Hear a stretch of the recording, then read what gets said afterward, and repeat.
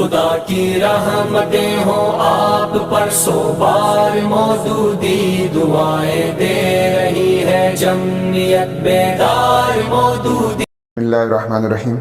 ایک نوجوان نے مولانا مودودی سے یہ سوال کیا کہ میں نے ایک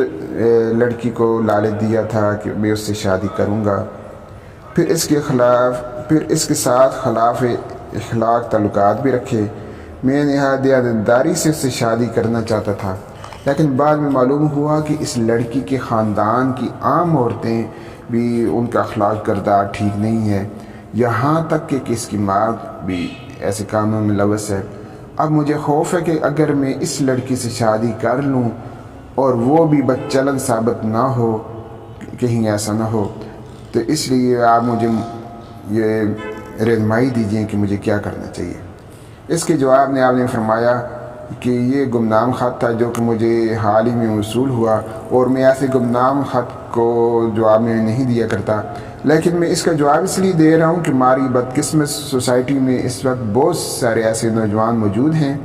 کہ جن کے اندر اسی سوال کرنے والے جیسے کی ذہنیت پائی جاتی ہے۔ خود تو بدکار ہیں مگر شادی کے لیے کوئی ایسی لڑکی چاہتے ہیں جو کہ عفیفہ ہو، جس ظرف کو انہوں نے خود گندا کیا ہے اسے دوسروں کے لیے چھوڑ دیتے ہیں، اور اپنے لیے کوئی ایسا ظرف تلاش کرتے ہیں جسے کسی نے گندا نہ کیا ہو۔ جناب سوال کرنے والے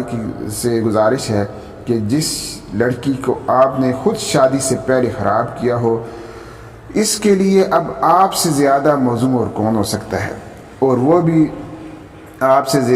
زیادہ اور کس کے لیے موزوں ہو سکتی ہے۔ آپ کو اپنے لیے نیک چلن لڑکی درکار ہے اور خود آپ بد چلن ہیں۔ جب اس لڑکی نے شادی سے پہلے اپنے جسم کو آپ کے حوالے کیا تھا تو کیا اس وقت آپ کو یہ معلوم نہ ہو گیا تھا کہ وہ بد چلن ہے؟ پھر آپ کو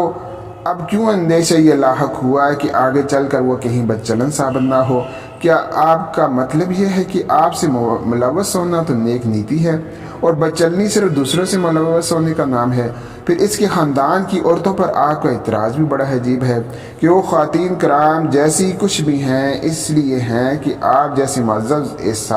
اصحاب سے ان کو سابقہ پیش آتا رہا ہے۔ اگر آپ اس راہ میں بعد میں آئے ہیں تو آخر اپنے پیش رووں کے انجام دیے ہوئے کارناموں سے اس درجے کی نفرت کیوں ظاہر فرماتے ہیں؟ برا نہ مانیے، آپ دانستہ یا نادانستہ ٹھیک اس خاندان میں پہنچ گئے ہیں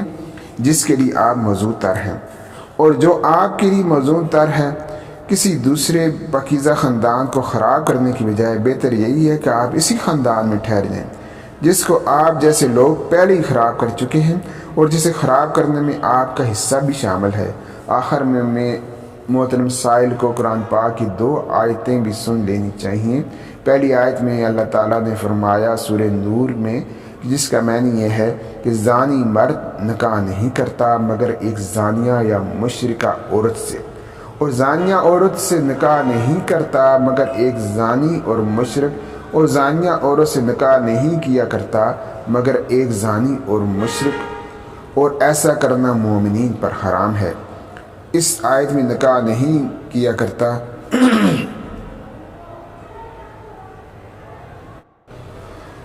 سے مراد یہ ہے کہ زانی مرد اس لائق ہی نہیں ہے کہ اس کا نکاح زانیہ یا مشرکہ کے علاوہ کسی اور سے ہو، اور زانیہ عورت کے لیے بھی کوئی شخص موزوں ہے، اگر کوئی موزوں ہے تو زانی یا مشرک مرد، نہ کہ کچھ صالح مومن مرد۔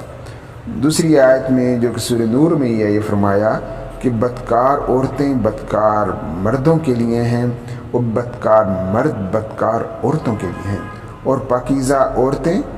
پاکیزہ مردوں کے لیے ہیں اور پاکیزہ مرد پاکیزہ عورتوں کے لیے۔ خدا کی رحمتیں ہوں آپ پر سو بار مودودی دعائیں دے رہی ہے جمعیت بیدار مودودی۔ خدا کی رحمتیں ہوں آپ پر سو بار مودودی دعائیں دے رہی ہے جمعیت بیدار مودودی۔